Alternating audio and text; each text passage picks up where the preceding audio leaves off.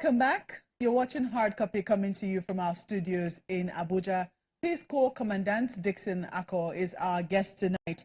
Now, I'm going to quickly read this quote to you. I mean, this is from Premium Times, an exclusive report published in July last year, where they alleged that the Peace Corps bribed lawmakers to get its bill passed.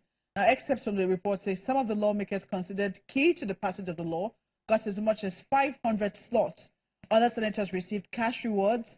Multiple senators, including those who benefited, told Premium Times. Now, the bribery scheme became so brazen that some senators who were members of the committees that worked on the bill pointedly accused each other of being bought by the Peace Corps. Did you see this report? I read it. You read it? And we reacted. Is it true? Not far from being true. Why? Let me tell you, if anybody, how much is the financial capacity of Peace Corps since coming into existence?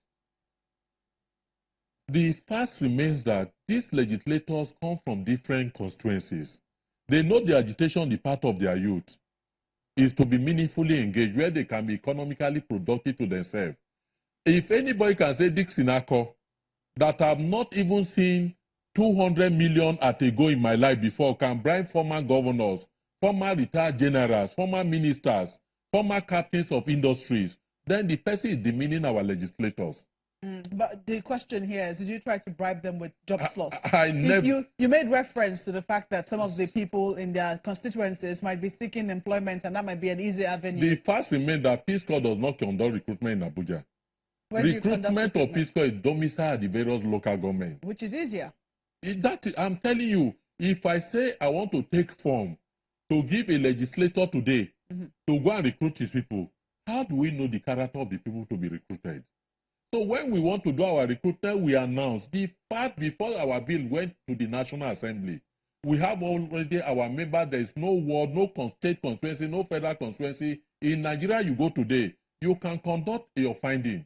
Drive to any remote village that you want to see speakers, they will come. So if these youth are appealing to their members, are you with me? They are legislators, they are representatives at the Senate and the House of Rep, to consider them, then anybody saying these people are bribed is just demeaning our legislators in the open. Let me quickly read this one. This is from the Office of the National Security Advisor. It describes the Peace Corps as a carefully calibrated program to attract attention, secure recognition, and therefore patronage by politicians. Now, considering that part of the legislation was that they're going to be supporting, acting as orderlies or parliamentarians, orderlies to judges and things like that, did you think that that was going to be some way of influencing the lawmakers to, look at it in a positive light? The federal government itself in its finding, security report will always come. I've been held in custody several, even by the Directorate of Military Intelligence during Abacha's government when I was starting this organization. You mean you did not take the reports of the National Security Advisor seriously? I have been detained severally by them, and I know, even from what is happening to other people, how security report can be fabricated and amplified. Is this fabricated then? I'm coming for 27 year existence. You have not caught us wanting any time.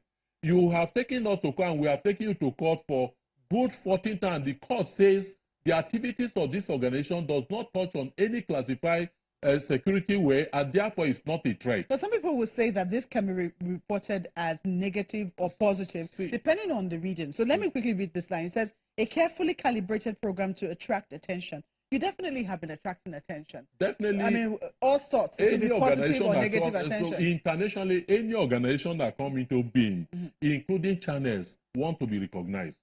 So what is wrong with that? You are the one that read it. No, I'm asking why your reaction to it is negative. Why?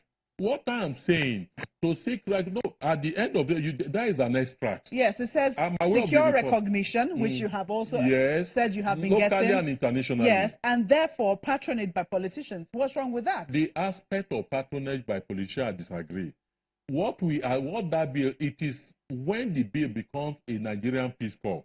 When the organization becomes, but as far as we are concerned, Peace Corps of Nigeria, nobody has ever linked up with any activities with politicians. But isn't that the reason why they have approved them? Isn't not politicians who will eventually approve your bill? You didn't allow me to land. Yes. There was this report twice now by even the Police Service Commission that 80 or 75 to 80% of policemen are attached to politicians.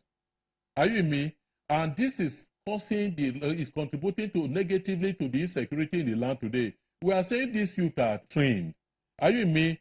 Instead of having police should go back to their core mandate and secure the society, secure the environment, and let these youth that are jobless be attached to these people. At least let them benefit. Mind you, the Peace Corps, even the bill that is passed, domicile the organization under Federal Ministry of Youth Development. Therefore, it shouldn't be seen as a security agency. The misconception now, you give it a bad name in order to hang the organization.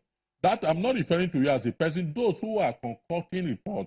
But as far as I'm concerned, it is a way of what we call mentor and mentorship.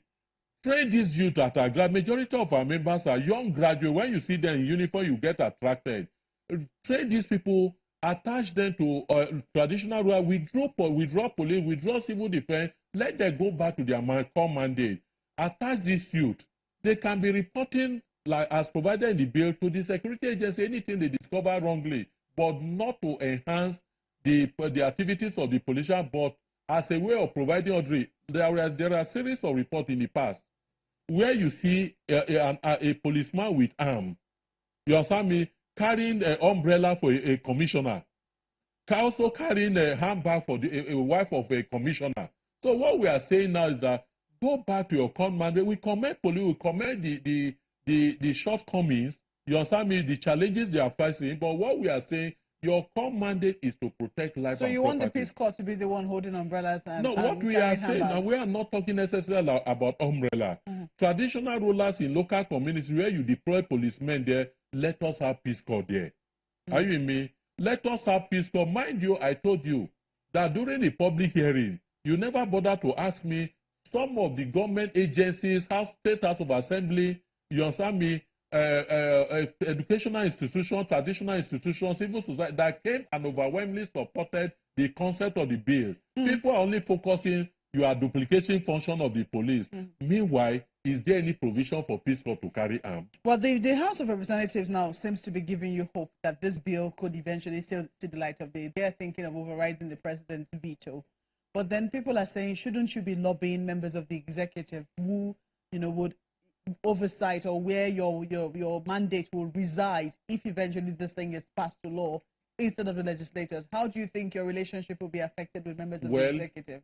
From the beginning, when this issue happened, the president rejected. I felt very, very sober. I felt terribly bad because I felt Peace Corps as name shouldn't be subjected to any crisis. But if that is what the law provided, the Constitution provided that if the president withdrew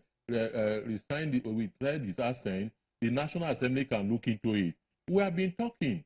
We have been approaching government officials, trying to make them going through advocacy to let them see reason. This is not a duplication. This is not what people feel it is. So we don't have access. From the report we gathered was that the same people who opposed this thing, they were the people in a security meeting and government asked them, and they raised the same issue they raised during the public hearing. But if you take a cursory look into the content of the bill, how does to develop the command, which is to develop, to empower, and provide gainful employment to do in order to facilitate peace, volunteerism, community services, neighborhood watch, and nation building translate to any security function? When we are not under Ministry of Defense, we are not under Ministry of Interior, and we are not empowered to carry arms. My point is, when you are under, if you eventually approved, you will be under the Ministry of Youth Development. How do you think you're going to be viewed, considering that the National Assembly overrode the president's veto in order to get you to be a legal body? See, I've prepared myself for the worst. I know if the worst implication of what will happen is that out of an annoyance, I'm replaced. Because the bill now gave the executive the power, Mr. President the power to appoint. If people should even commend somebody like me, I initiated a program for 27 years now, took this program to level of UN, took this program to level of Africa, I have my offices nationwide, even most local government, and I say, government, this thing will benefit our youth. Are you willing to make that sacrifice? Definitely. As you look at me, I'm a graduate. I just handed on my master's in criminology. I don't look like somebody that I will go and I'll start crying to my village at the end of the day. I have a lot of things I can go into. Most noble venture There is no social institution, including advanced countries like America, that it wasn't discovered by just somebody. So the sacrifice is not necessarily the person that laid the foundation of the temple that end up building the temple. So I'm prepared to make sacrifice as long as, and the glory, at the end of the day, you cannot write the history of Peace Corps without mentioning me and the struggle, the challenges, the over 7 years, 8 months that the various security agencies detained me during the military government of both President Babangida, President Abacha. I have suffered a lot. So I know some of these intrigues. You understand me? So for me, if I delivered, I'll be the most celebrated person among the youth cycle today. Dixon Ako, thank you for coming on Hard Copy. You're most welcome. That's the program tonight. But please send your mails and thoughts to the handles on your screen. And if you miss an edition, simply log on to channelstv.com. Thank you for watching. I'm Maokwe Ogoyesu. Good night.